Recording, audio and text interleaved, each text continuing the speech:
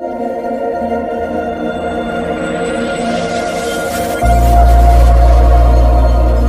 को मुंशी प्रेमचंद की कहानी मंत्र की ओर गए तो भगत ने कहा,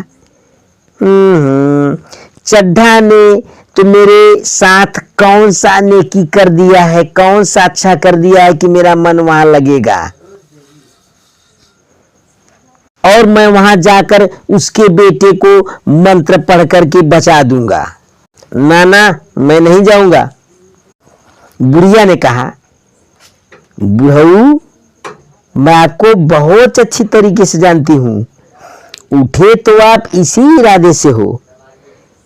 भगत ने कहा, नहीं री, ऐसा पागल नहीं हूं मैं ऐसा पागल नहीं हूं कि जो मेरे लिए कांटे बोए और मैं उसके लिए फूल बोऊंगा। बुढ़िया फिर सो गई। भगत ने किवाड़ लगा दिए और फिर आकर के बैठ गए। उसके मन की कुछ ऐसी दशा थी जो बाजे की आवाज की तरह गूंज रही थी। निर्दयी प्रतिघात का भाव भगत के लिए उपदेशक था, पर हृदय उस अभागे युवक की ओर था जो इस समय मर रहा था, जिसके लिए एक एक पल का विलंब करना घातक था, प्राण घातक था। उसने फिर किवाड़ खोले, इतने धीरे से कि बुढ़िया को खबर न हुई। बाहर निकल आया। उसी वक्त गांव का चौकीदार गश्त लगा रहा था। चौकीदार बोला, कैसे उठे भगत? आज तो बड़ी सर्दी है, कहीं जा रहे हो क्या? भगत ने कहा, नहीं जी, जाऊंगा कहां? देखता था कि अभी कितनी रात है और कितने बजे हैं। चौकीदार ने कहा, 1 बजा होगा और क्या, अभी तो ही मैं थाने से आ रहा हूं। तो चौकीदार ने कहा कि मैं रास्ते से आ रहा था तो देखा डॉक्टर चड्ढा के बंगले पर काफी भीड़ लगी थी और उसके बच्चे को सांप काट लिया था। एक ही लड़का था, शायद अब वो मर भी गया होगा।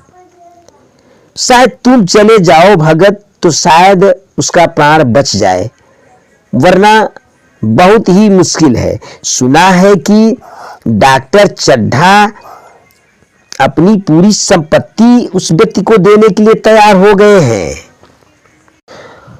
और 10,000 रुपए इनाम तो नगद तुरंत देंगे। भगत ने कहा, मैं तो न जाऊं भैया, चाहे 10 लाख भी दें, मुझे 10,000 या 10 लाख लेकर करना ही क्या है? कल को मर जाऊंगा, फिर कौन भोगने वाला बैठा हुआ है? मेरे पास तो औलाद भी नहीं है। चौकीदार चला गया। भगत ने आगे पैर बढ़ाया। जैसे नशे में आदमी रहता है तो पैर रखता है कहीं और पड़ता है कहीं। शरीर पूरी तरीके से काबू नहीं है, अपने बस में नहीं है और वह नशेड़ी कहता कुछ और है, हो कुछ और हो जाता है, जुबान से कुछ और निकलता है। वही हाल इस समय भगत का हो गया है। मन में प्रतिकार था पर कर्म मन के अधीन न था, जिसने कभी भी मानो ऐसा लग रहा है कि जैसे वह तलवार चलाने के लिए आतुर हो रहा है। भगत की लाठी खट खट करता हुआ लपकता चला जाता था। आगे की ओर देखते हुए धीरे धीरे चेतना रोकती थी पर उपचेतना ढकेलती थी। सेवक स्वामी पर हावी था। आधी रात निकल जाने के बाद भगत सहसा रुक गया। हिंसा ने क्रिया खेल रही है। इतना दूर चला गया कि उसे पता ही नहीं चला जाड़े पाले की। जैसे ही थोड़ा और आगे बढ़ा, इतने में 2 आदमी आते दिखाई दिए और दोनों आपस में बातें करते चले आ रहे थे।